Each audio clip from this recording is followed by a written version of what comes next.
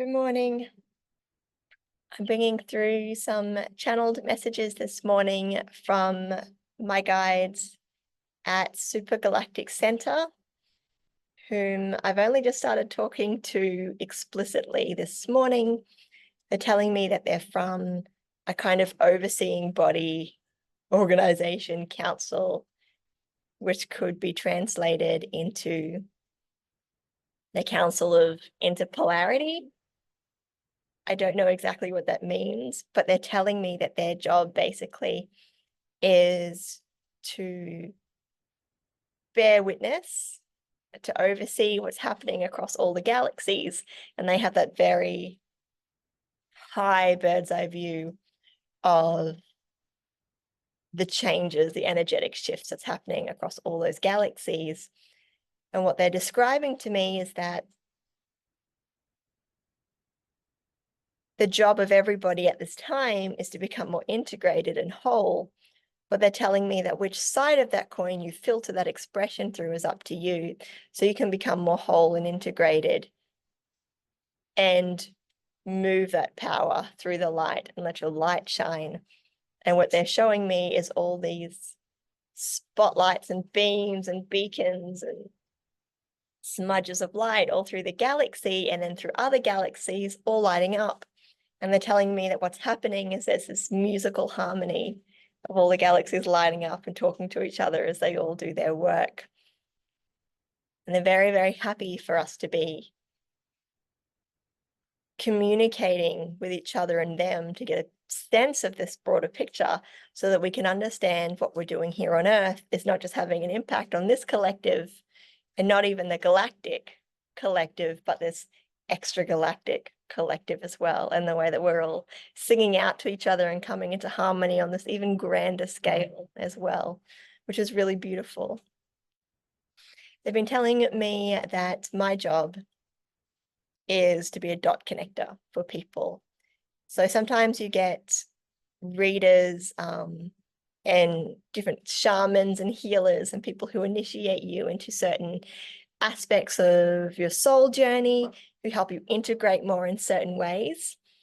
But my job is to be more a bit of this and a bit of that, which is explaining to me why my Sagittarius North Node is in the 3rd house. It's my job to help people see the bigger picture and bring all of this together. So I'm creating this web, right? I'm the GP. I'm the one who tells you, okay, you need this specialist or this specialist. I can see where it all converges and comes together, and I can help you make sense of that. And there are many starseeds like me on this planet who are able to do that work because we've had many and varied roles across the galaxy and the solar system specifically as well. I'm hearing where some of us have had a bit of a taste of everything and have had interactions with all these different star nations and species and have incarnated in lots of different ways. And what that does is it helps us read a greater diversity of energies and helps us put you in certain directions and make sense of how all of this actually works together as many truths making one truth. Okay. Okay, so something that they want to speak through me is when you do start on your journey of discovering your starseed and galactic origins, when you do start finding out what your soul energy and soul essence is, whether that's your aura color, whether that's types of beings that you've incarnated as, whether that's an Eben or a Lyran feline or an avian being from another universe, whether you've had millions of years, I'm hearing, as a human on Earth, whatever it is that you're discovering about yourself, don't let that put you in a box. Don't create an us and them mentality where you think, okay, well, I'm Lyran and you're Thuban or something. Like you're Draco Thuban, I'm Lyran. Or I'm Syrian and you're very much an earth angel and not a starseed. Saying most of you have experienced a diversity of lives at some point. So you may have spent a lot of time in certain races and in certain lineages, and you may have even been on Earth for a very, very long time. But all of us have had some experiences out there in the galaxy. And indeed, from a greater perspective, we're all aspects of each other anyway. But they're saying even in terms of your individual soul journey, when we look at it in a linear way, you would not have been able to come to Earth if you did not have a diversity of experiences. Saying the genetic makeup of the human body is so diverse that you need to be able to have a kind of versatility in your energy to even incarnate here in the first place. And they're saying this is also the reason why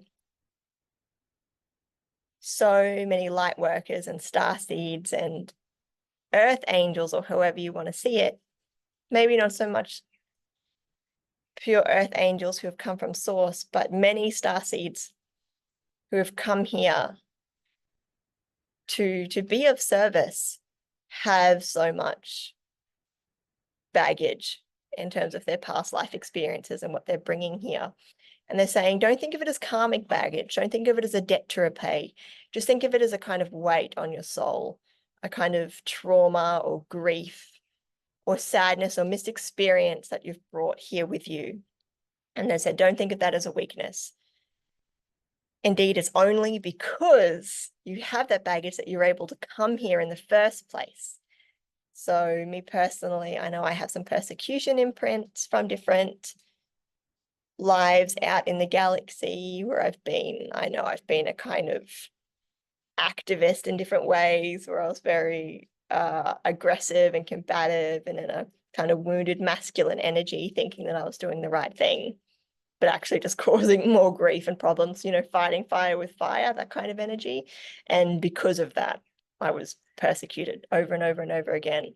And I'm getting an opportunity in this lifetime to have a softer, more feminine approach to how I'm of service. And what they're showing me is that because I had that baggage, because I had that weight on my heart, because I had that little bit of fear in my soul and needed to be healed, that's part of what made me a perfect recruit for the starseed mission, because it meant that I could actually drop into a human body. It meant that I was closer to a frequency match. It meant that I could actually incarnate here and stay incarnated here. And then as I heal those past life traumas and insecurities, I bring this human body up with it. So I have to be a match to this body to get here in the first place, or closer to a match. And then I heal and I bring it up. It's like if somebody falls down into a hole and you're just shouting instructions at them from the top, you're going to be much more effective, or you're going to play a different role anyway, a more hands-on role if you jump down in the hole with them and then help them climb up with them, right? So we're jumping down into the hole with them. And so many starseeds and lightworkers, when we went through this recruitment phase, whether it was more of an intuitive knowing through source, or whether it was like an envoy program where you did literally sign up and say, yep, put me on Earth, where someone recruited you, like in my case, I think some people across the galaxy didn't quite understand why these souls who they might not have seen as completely pure were brought in for this mission. But it's because we have this energy that requires healing. That means that we can fit through the grates. It means we can fit through the hole. It means we can get into these bodies in the first place. So they're saying, don't see your wounding or your broken parts as defects. See it as part of what makes you, if anything, more whole, more of an alignment with source and integration, because you have all these complexities and multidimensionality. And then as we stitch Earth back together, we can only do that through recognition and acceptance of our shadows and our faults and our baggage. If we say, no, we're only going to put the light back together, no, we're not really back together. The puzzle pieces aren't going to fit together. If you have a puzzle and you say, I'm only going to make the yellow colors stick to the yellow colors, your puzzle isn't going to go together. You've got to take every part of the picture to make it integrated and whole. And so our message to you today, dear starseeds and lightworkers, is to love yourself and to be grateful for your experiences that you see as having built flaws or sore points, because what they've done is they've made you perfect for this mission. They've made you compassionate, they've made you empathetic, they've made you able to experience the range of emotions there on Earth. They've made you able to meet people where they are and then lift them up with you. Your grief and your traumas are what make you the best healer.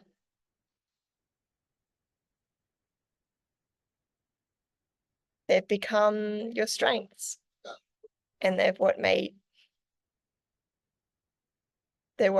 you the rescuers at this time.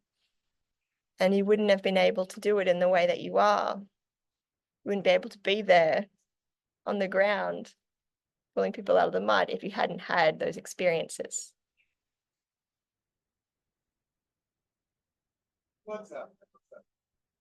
Really beautiful. Okay. And they're saying, Happy Mother's Day. It's Mother's Day today. Happy Mother's Day to all beings who are creating and loving and seeding their energies and helping bring forth new realities and new ways of living. Thank you to all of you there who are mothers in your own way, in your mother energy, in your divine feminine, who are brave enough to be creative. Thank you.